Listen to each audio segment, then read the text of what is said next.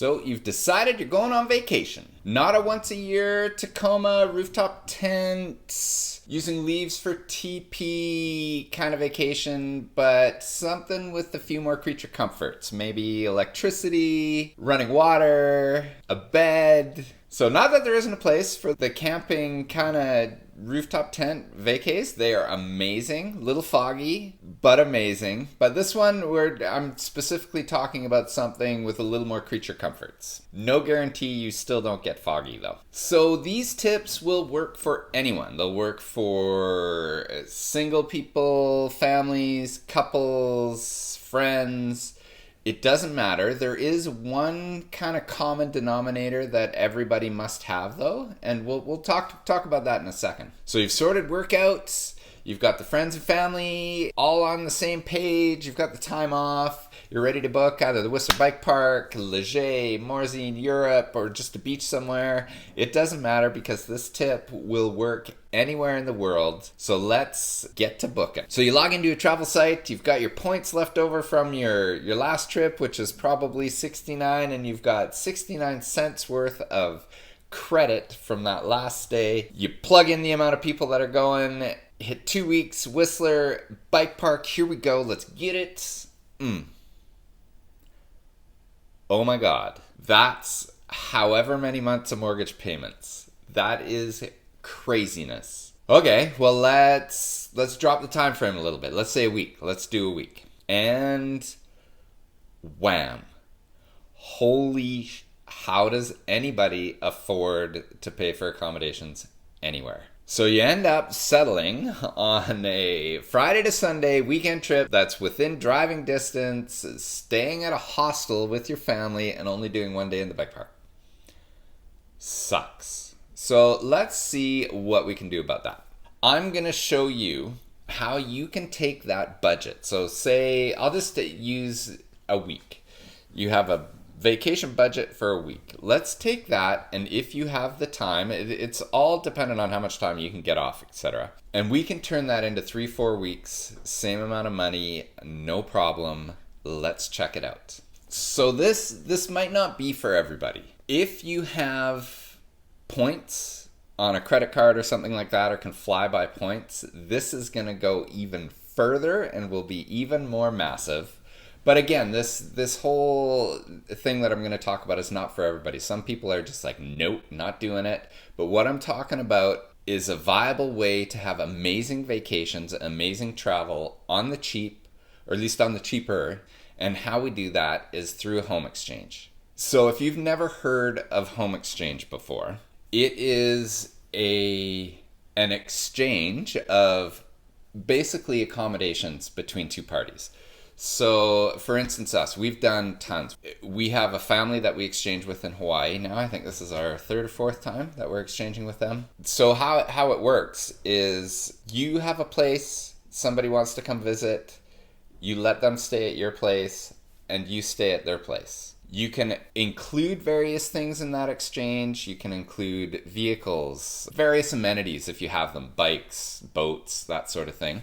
So that's all up to you to decide while you're sorting out how comfortable you are with the exchange. But if you're comfortable and the thought doesn't terrify you, let's run through the pros and cons because it is amazing. So I'm going to put a link in the description down below of the site that we use for it. It has an annual fee.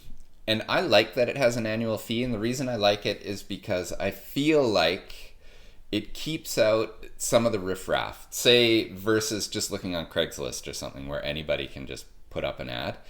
I feel like it's more like-minded people who are more vested in the home exchange versus, people who can get into it for free who might not have the most honest of intentions. So I love that. And the site that we use actually has some guarantees. They have some paperwork, some documents. I believe you can go a deposit route if you need to, if something goes sideways. So there are various things that you can do on this site that a lot of other sites don't. They also have the most homes in the most countries out of all the home exchange sites. So check them out. Again, I encourage you to check out the other sites too. But this is the one that we use. We've been using it for decades. It's been amazing. Not super cheap. I'll flash the price up right now, but well worth it. I mean, what is that? A half a night stay somewhere? So well worth it. If you do one home exchange a year, it's well worth it. So let's get into some of the pros and cons. We'll do the pros first. So the biggest pro is the potentially massive financial savings on accommodations. Generally, it's the most expensive part of any trip. We've stayed at a lot of amazing places. Some of them we would not have been able to stay at for the length of time that we stayed at them if we had to pay full pop. So the accommodation factor for us really extends the length of time that we can stay on vacation. Bonus, the places have been amazing. So if you have the time off work to extend a vacation and take a week and turn it into a month or 3 weeks, this is how you do it. And it's worked unbelievable for us. So for example, let's take a look at this trip that we're doing right now. Hawaii, Oahu, 3-bedroom townhouse, pool, hot tub. It's on the water. I won't do on the water because that'll skew it a bit. We're not exactly oceanfront. It's kind of a lagoon in from the ocean. So I won't even do waterfront. Like, let's just do the same amenities, same amount of bedrooms, bathrooms, and check out the price of the places now. So we'll do Airbnb, we'll do VRBO, some of the more popular places. Oh my, wow.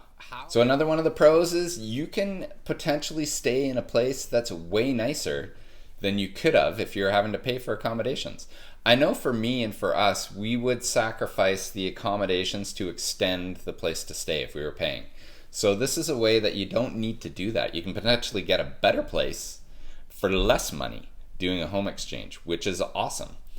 And you can take that money that you're saving on accommodations and you can either cook and save more, or you can not cook and take that money that you saved on accommodations and spend it on food and eat out every day. It's up to you, whatever floats your boat. So I mentioned one of the big things for me is extending the vacation, taking that, say, week budget and turning it into 3. Let's take a look. I'll just punch in Whistler and you're going to come to the bike park and say July. So let's just take a look at what a week would cost just right now we'll VRBO it and see what we could then spend on either parts in the bike park. If you're going to be riding the bike park for a week, you're going to be spending some money on parts, or just on going out at night. Let's check it out. So it's quite a bit. It's quite a bit of cash that you can save. Now imagine all those numbers that we've seen so far, and also not having to pay for a car rental. So we do, with our family that we do an exchange with in Hawaii, we actually exchange vehicles as well. So check your insurance and go through all those steps and make sure everything's cool. But so we don't pay for a car either. So we don't pay for accommodation. The place is unbelievable. Waterfront, pool, hot, all that. We don't pay for a car. So we just get there and it's food, entertainment, scuba diving. It's all the extracurricular stuff our budget can go to having fun on the vacation versus paying for a car or accommodations. So if you can swing a car as well, whoo. And some of the other perks might be you get to live like a local. You get kind of more immersed in the community.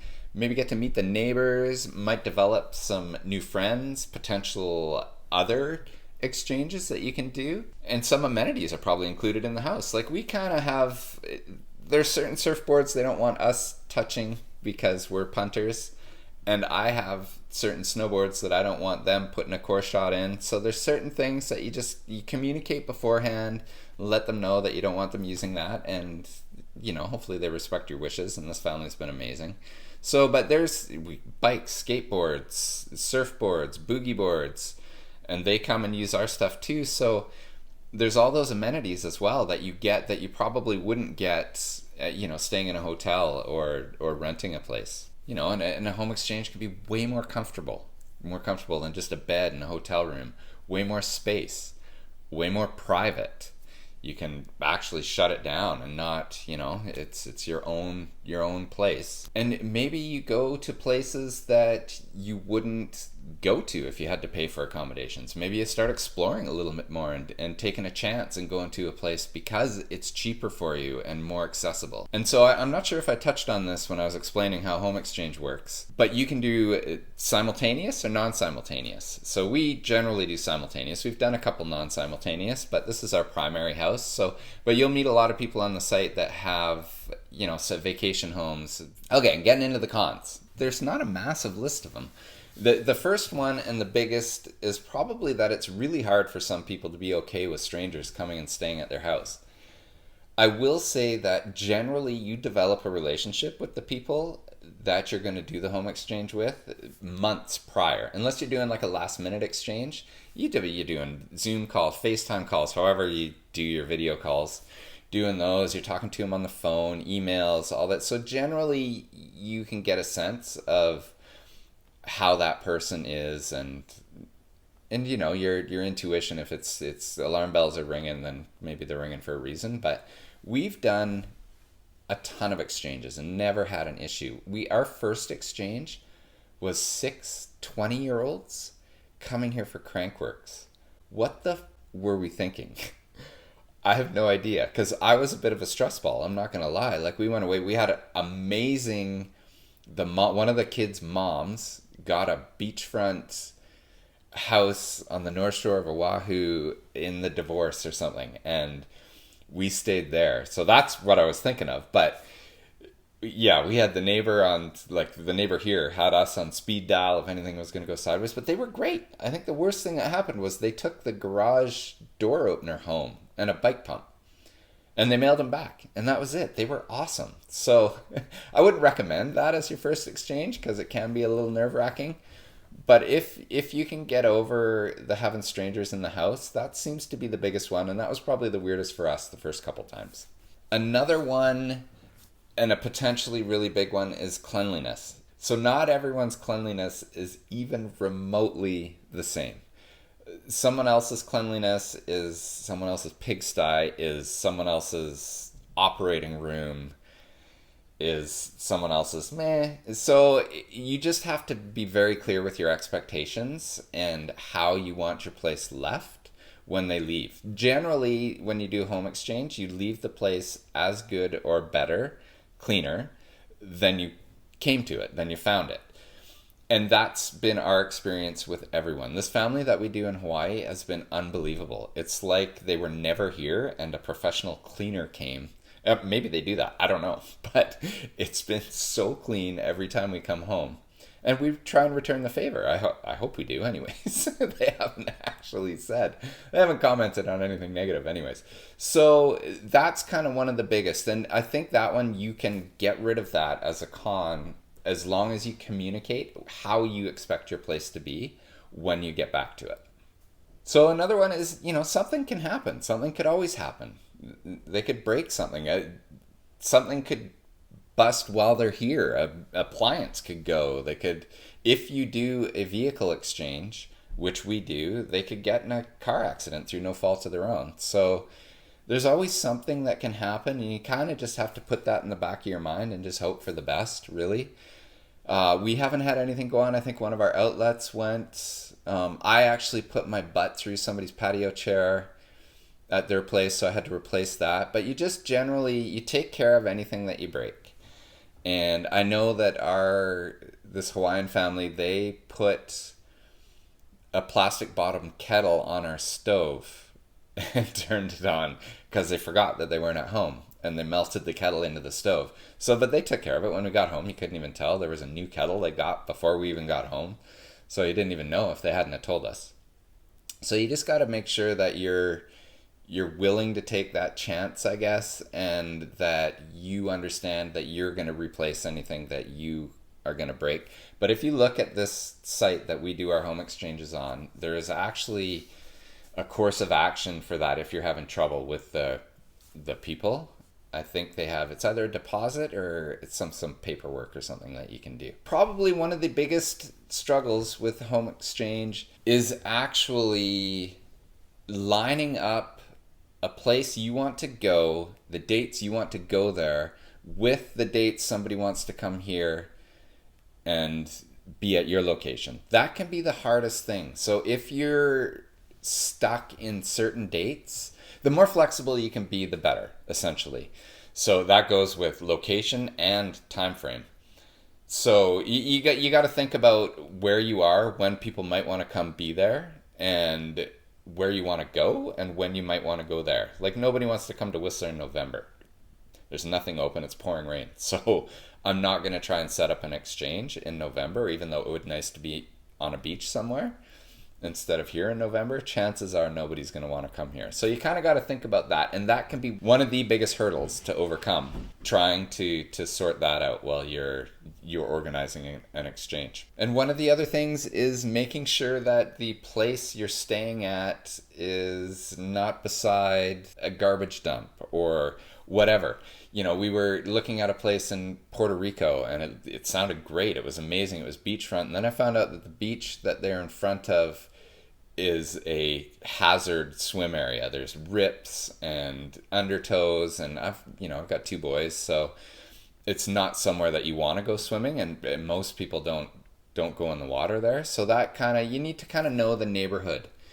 And that should come with communication pre-exchange and talking to the people and finding out exactly where they are and what's around and that sort of thing. You should be able to sort all that out. I hope you got some useful information out of this. If you've never heard of home exchange before, or you never thought of it before as a viable means of doing a vacation, I hope maybe I've kind of shed some light on it for you, because it really is unbelievable in extending vacations, saving money, going to places you might not otherwise go to, meeting people. It's all fronts. It's great. It's, there's a chance you take. Yeah, you're having strangers come stay in your house, but you do get to know them prior. Thank you so much for watching. If you found any value in this video, please consider subscribing. I'm trying to show the kids that we can get to 1,000 at some point. So please consider subscribing if you like the video, and we will see you in the next one. Thanks again.